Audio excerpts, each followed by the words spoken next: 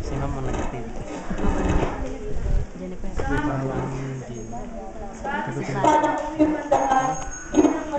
Mendoza, sa pagpubliko at pag-amasip ng mga paaralan, Ginoong Antonio M. Ilagan, sa Pandistrito, Taga-Patnubay, Gina Magdalena C. Gonzales, sa Kanatawanan po ng Bayan, sa Tawanan ng Barangay na hindi pasakang Ninang Ria I. Ilagan, sa Ulong Guro Isa na Paaralang Elementaryo ng Tanay, na Mary Jane E. Bakay, sa mga masipag at mabait na guro ng paaralan, sa mga nahalamang mga magulang, at sa mga nagsipatabos.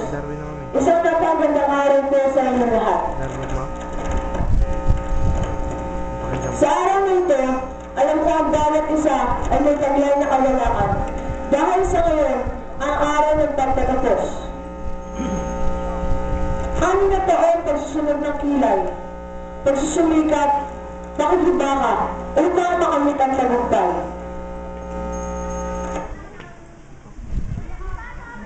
Sa tulong ng ating mga mabait at mga buting guro.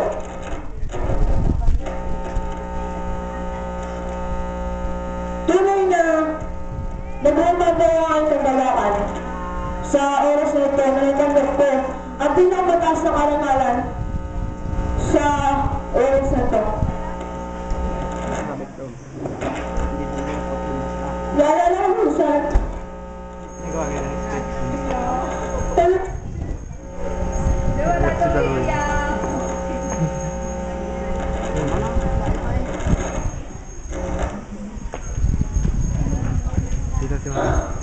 nagsimula ako at tumutulong sa unang balita ng elementaryo. Naiyak na si Toto. Pumasok sa medical school. Walang alam na dito maglaro. Ngunit ako ay matalas. At namusahan ka agad ang aking isipan. Sa katotohanan, dapat maintindihan ang alfabeto, lang, mga salita, maningang sa kakada ng pangalan sa pangalan. Sa tulong ng aming punyagiguro, dalawa ko ang pagbuo ng pangusap, grammar, paggamit na computer at mga programs ito. Lumipat ako sa paaralang elementaryo ng Tanay na maliging magandang pangyayari sa aking buhay. Nasa ikalang ng balita ako nang magsimula ang bagong hamon sa akin. Lumakabula ako sa lungsod ng Maynila at lumagpas sa lugar na halos 4 ulat na. Kasama ng dating kapaligiran. Medyo mahirap na pagmalayo ang nag-iisang muna at minamahal ina. Lalo mahirap dahil wala na akong amang nagsisimay at nangyahal sa akin. Tutulog ko ng mga bata. Ngunit salamat, ito ay hindi lang sa aking pag-aaral. Medyo mahirap na una, ngunit nang makita ko nga ay magbabait ng mga guro at nakasama ang mga magsayang kaso ay nagkaroon ako ng positibong tayo sa buhay. Sa paalang ito, nahipag ng gusto ang aking pagkatao. Natutong gumalat bilang leader. Magulang na ng klase at schoolmates. Nakakaawa. Maging tagawa ng desisyon. Club sa tema ngayong taon, K-12 Basic Education Program. Tungo sa makadamang leader ng bansa. Salamat din sa Values Formation Program magkaroon ng lakas sa loob alam ang tama at maling gawain. At masasabi, handa na sa susunod na iba ng edukasyon, ang grade 7. Sa oras na ito, lahat po ninyong magpasalamat ako sa mga taong naging bahagi na ang buhay.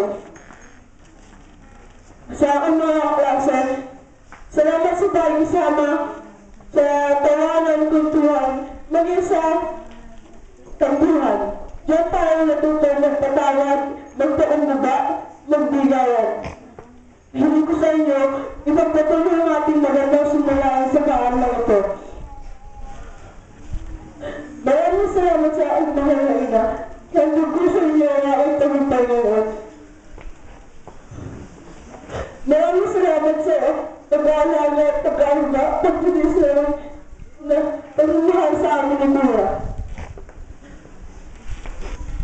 Kahit na hindi ko nakasama ng matagal na panahon, ang aking ama at sumakami ng buhay na hindi ko pinanghilaan ng loob upang kami ang malaki ng magtao sa Diyos na siya lang isang data upang magkaroon ng lakas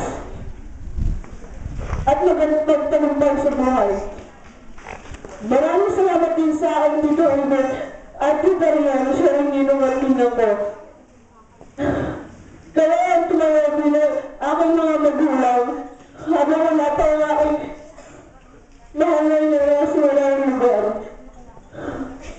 Maraming salamat din sa aking mga guro na siyang tumantay sa aking kaguluhan at sumumantay sa akin at tumayang mga magulang at sumumantay sa mga pagdaan at gawain. Hingit sa lahat din sa salamatan ko, ako ang may lupal na siyang magbigay sa akin ng buhay. Upang mamiti sa kanyang tawaran at natausan ang sarap talang buhay sa mundo. Kasama ang kalikasan na bahagi na ang pag-aaral. Maraming salamat po at sumati na ang biyaya ng buong malupal ng pakailanman. Kasi Diyos po ang pinakamataas at pagpupuri. Salamat po.